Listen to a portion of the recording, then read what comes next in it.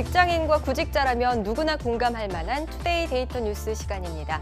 강설희 아나운서와 함께합니다. 안녕하세요. 네, 안녕하세요. 투데이 데이터 뉴스 시간입니다.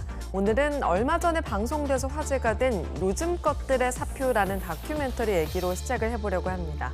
번듯한 회사에 사표를 내고 뛰쳐나온 청년들의 이야기에 많은 분들이 공감하셨다고 하죠. 박송희 아나운서는 혹시 그 방송 보셨나요? 네, 본방사수는 못하고 주위 사람들이 얘기를 해서 인터넷으로 찾아봤는데요. 이 개그맨 권혁수 씨가 역시 참 인상적이더라고요. 또 제목도 도발적이고요. 요즘 것들의 사표. 청년 실업이 사상 최대라는데 취업한 청년들의 현실도 정말 만만치는 않더라고요. 그렇습니다. 한국경제인총연합회가 전국 306개 기업을 대상으로 조사를 해봤는데 대졸 신입사원의 28%가 입사 후 1년 안에 퇴사한다고 합니다. 그러니까 취직한 청년 4명 가운데 1명은 1년 안에 회사를 그만둔다는 건데요. 네, 오늘은 이렇게 요즘 것들이 내는 사표와 관련된 데이터를 자세하게 살펴보려고 합니다. 네, 힘들게 들어간 직장을 관두는 청년들이 그렇게 많다니까 정말 깜짝 놀랄 것 같습니다. 그렇다면 청년들이 입사 후에 도대체 얼마 만에 퇴사를 한다는 거죠? 네, 취업 포털 인크루트의 조사에 따르면요. 청년들이 첫 직장을 얻는 데 걸리는 구직 기간은 무려 13개월이었습니다. 그러니까 우리 청년들이 평균 1년 하고도 한 달은 취준생으로 지낸다는 건데요. 이렇게 어렵게 입사를 해서 첫 직장에서 퇴사를 할 때까지 걸리는 기간은 18개월이었습니다. 입사 후 1년 반인 거죠. 가히 빛의 속도로 그만두는 겁니다. 네, 그렇네요. 자, 그런데 그렇게 그만두게 되면 회사에서도 참 손해가 많을 것 같습니다. 사실 한 사람을 채용하고 교육시켜서 이른바 쓸만한 사람으로 만드는 과정이 회사에서도 큰 비용이 드는 일이잖아요. 네, 맞습니다. 입사한 지 3년, 어느 정도 스스로 일 처리를 할 수 있는 수준으로 만드는 데는 보통 2억 정도가 들어간다고 합니다. 여기에는 월급도 포함되고요. 교육비 그리고 그동안 기업이 부담하는 4대 보험비 등 각종 후생비가 들어가 있는 건데요. 나름의 큰 투자를 한다고 할 수 있습니다. 그런데 이렇게 교육시킨 직원들이 나가게 되면 회사 입장에서도 지금까지의 비용에다가 다시 사람을 뽑아서 키워야 하는 비용까지 큰 손실이 생기는 겁니다. 네, 그렇다면 청년들이 왜 이렇게 많이 나가는 걸까요? 이 다큐멘터리에서는 상사와의 마찰, 장시간의 노동, 또 자아실현의 실패 등의 이유가 나오던데요. 혹시 조사한 결과가 있을까요? 네, 있었습니다. 역시 한국경영자총연합회의 통계인데요. 퇴직한 초년생들이 퇴직할 수밖에 없었던 이유 1위는 조직과 직무의 적응 실패였습니다. 여기에 상사와의 마찰도 속하겠죠. 다음으로는 급여나 복지 후생에 대한 불만이 25%가 나왔고요. 근무 지역이나 환경에 대한 불만도 17% 정도로 나타났습니다. 네, 절반 정도는 회사 분위기가 맞지 않아서 나가는 건데요. 사실 한국의 기업 문화가 어디든 웬만하면 비슷하잖아요. 그러니까 이거는 특정 회사 분위기라기보다는 한국의 조직 문화에 뭔가 문제가 있다, 이렇게 생각해 볼 수도 있을 것 같은데요. 네, 그렇게 생각하시는 분들이 있을 것 같아서 한번 찾아봤습니다.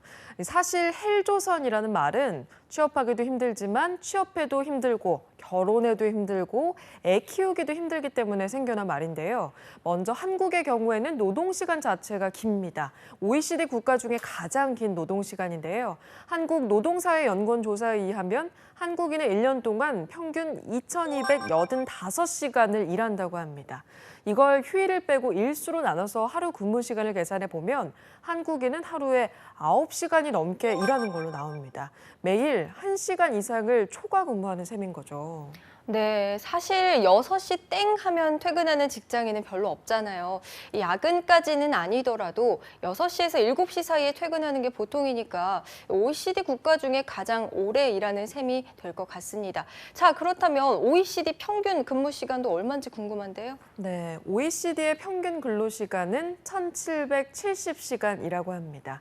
이걸 우리나라랑 비교를 해보면 한국인들은 OECD 근로자들보다 1년에 500시간 더 넘게 일하는 거고요. 다시 일수로 계산을 하면 60일, 그러니까 약 2달 정도를 더 일하는 셈이라고 합니다. 와, 60일이요. 네. 생각보다 어마어마한데요. 자, 반대로 얘기하면 다른 OECD 국가들은 우리보다 2달을 더 쉴 수 있다는 얘긴데요. 2달이면 엄청난 휴가죠. 정말 부럽습니다. 자, 여기서 궁금한 게 왜 우리나라만 이렇게 오래 일하는 걸까요? 그러게 말입니다. 원칙적으로 법적 근로시간은 일주일에 40시간입니다. 그리고 근로자가 동의를 하게 되면 주당 52시간까지 초과 근로가 가능한데요. 그래서 주당 근로시간이 52시간이 넘으면 사실상 불법이 되는 겁니다. 그런데 법과 현실은 무척이나 달랐습니다. 조사에 의하면 무려 357만 명의 노동자들이 주당 52시간이 넘는 초과 근로를 하고 있는 것으로 나타났다고 합니다. 네, 이 동의하에 초과 근로를 하게 되어 있다고 하지만 사실 그런 분위기가 아니잖아요.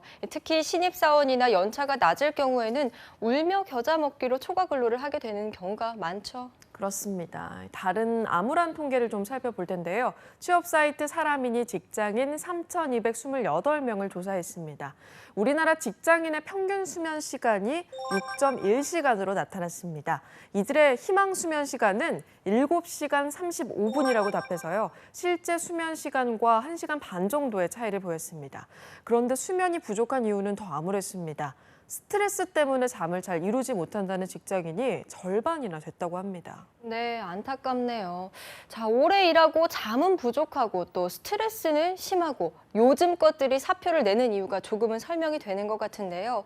얼마 전에는 신입사원들에게 기마 자세로 교육을 받게 하는 영상이 공개돼서 충격을 주기도 했었죠. 그렇습니다. 2014년에 보도가 됐었죠. 신한은행의 신입사원 연수에서 기마 자세를 한 채 도산 안창호 선생의 주인정신 글귀를 복창시켰습니다. 이 교육은 무려 3시간씩이나 이뤄졌다고 합니다. 1년밖에 안 된 신입사원이 사표 내는 걸 보고 기성세대 일부는 젊은 것들이 버릇도 없고 참을성도 없어서 그렇다. 이렇게 생각하시는 분들도 있으실 텐데요.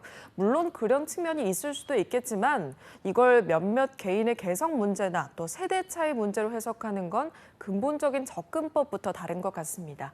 무려 27%의 신입 직장인들이 퇴직을 하게 된다면 당장 한국 기업의 경쟁력이 취약해질 수밖에 없는 거니까요. 네, 그렇군요. 자, 요즘 정부에서는 성과연봉제를 저돌적으로 추진하고 있는데요. 성과연봉제가 성공하기 위한 전제 조건은 합리적인 의사결정 구조와 평가 시스템이라고 합니다. 하지만 이보다 먼저 합리적인 기업 문화가 만들어져야 또 능력 발휘도 공정한 평가도 가능하지 않을까요? 자, 오늘은 요즘 것들이 뛰쳐나가는 우리나라의 기업 문화를 살펴봤습니다. 지금까지 강설이 아나운서와 함께했습니다. 고맙습니다. 네, 고맙습니다. 투데이 고용플러스 오늘 준비한 소식은 여기까지입니다. 함께해 주신 여러분 고맙습니다.